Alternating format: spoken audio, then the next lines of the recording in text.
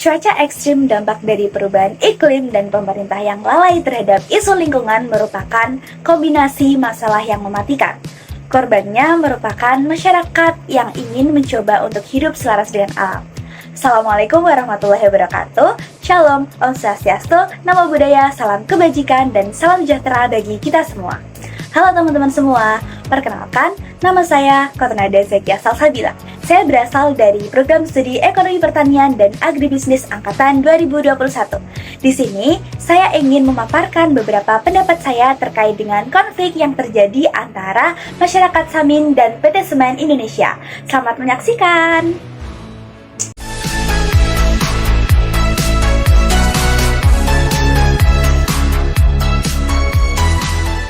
Pengelolaan sumber daya alam di Indonesia saat ini kerap menghadirkan pro dan kontra, serta menimbulkan gesekan di antara beberapa kepentingan seperti pemerintah, swasta, dan komunitas. Adanya perbedaan kepentingan di antara mereka menjadi dasar utama munculnya konflik.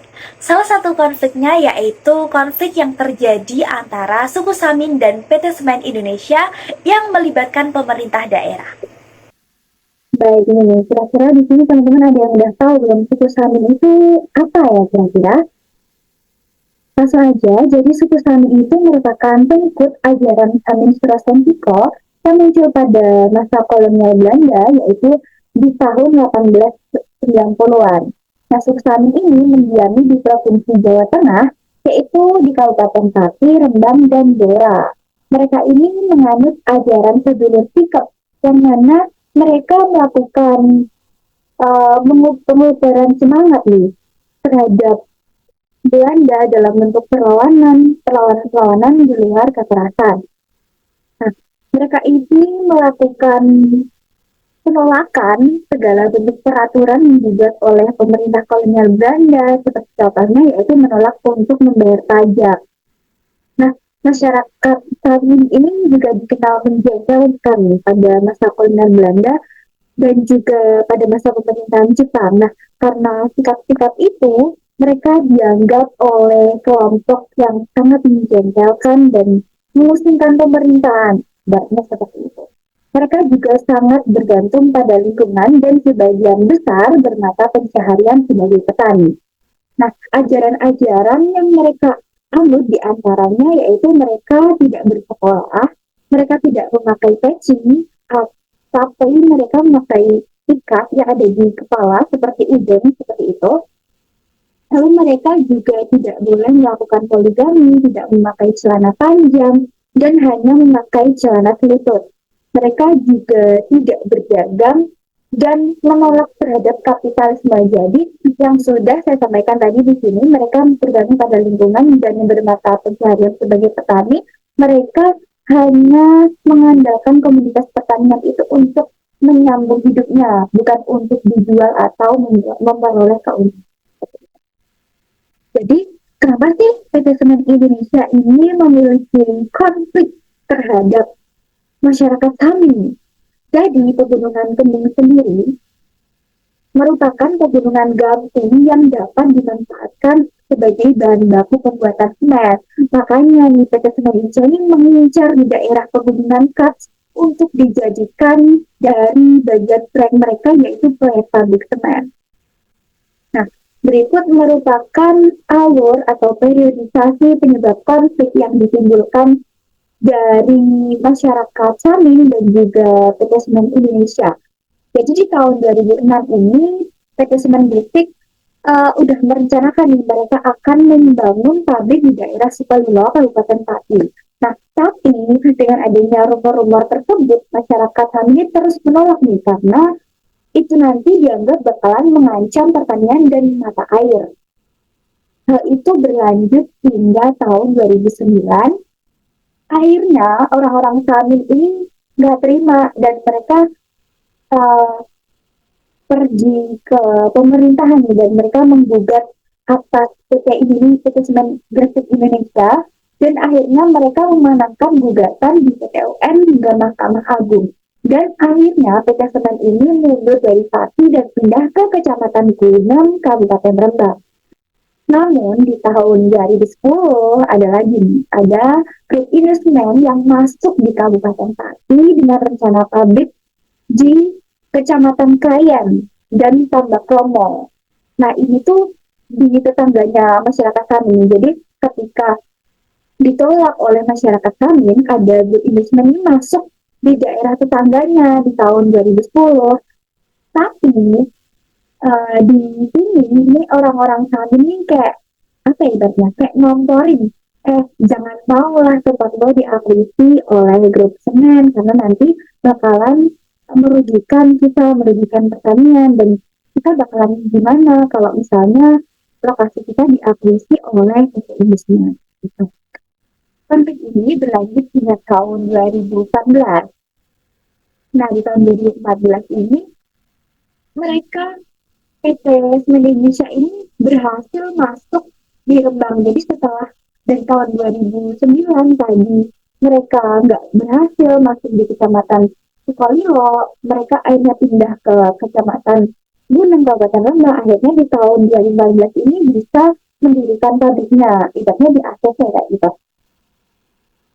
Dan setelah mereka mendirikan pabrik di sebagian masyarakat Pati dan Rembang serta masyarakat kami ini terus melakukan perlawanan. Ini kayak mana kok bisa masuk? Padahal kan tadi udah di daerah Sukolilo Pati ini udah nggak boleh. Kenapa kok bisa masuk di Kabupaten Rembang? Karena mereka melakukan perlawanan. Perlawanan itu terus berlangsung hingga tahun 2015 hingga masyarakat kami ini melakukan aksi demo nih. Aksi demo mencari dukungan dari pemerintahan dan berjuang melalui jalur hukum. Ibaratnya kayak gitu. Nah, pasti sebenarnya masyarakat kami ini terus menolak adanya pembangunan pabrik semen yang ada di daerah mereka. Seperti yang kita ketahui, jadi suku kami ini memang berbeda nih pada masyarakat Jawa pada umumnya. Mereka ini menolak adanya modernisasi dan mereka ini terus mempertahankan adanya sedulur sikap dan ingin konsisten memegang nilai-nilai peninggalan leluhur.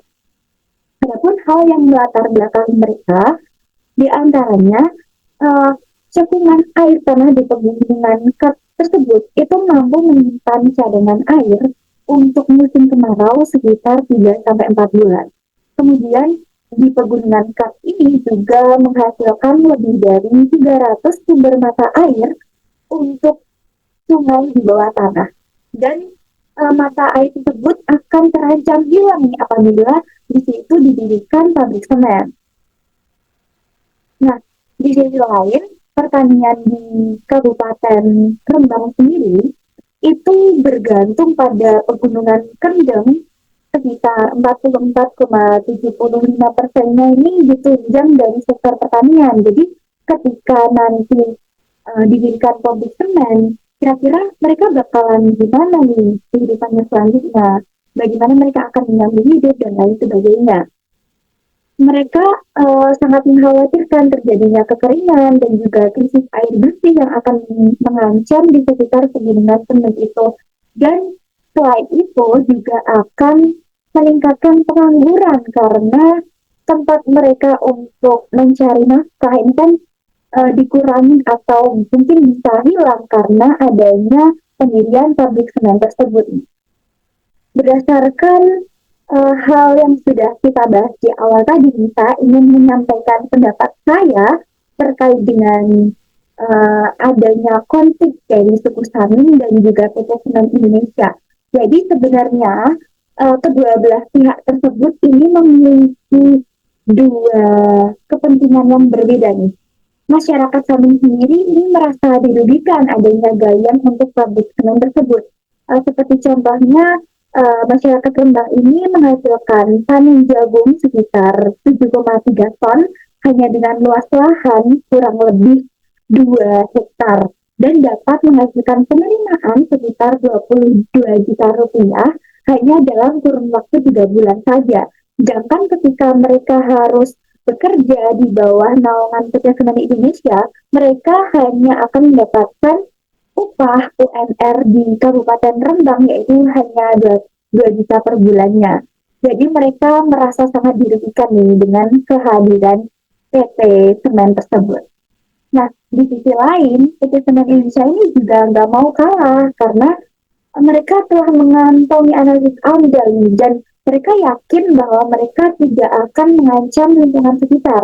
Dan bentuk pembuatan pabrik semen di daerah Rembang tersebut dinilai dapat meningkatkan pembangunan dan kesejahteraan warga Jawa Tengah melalui pembukaan investasi seperti itu.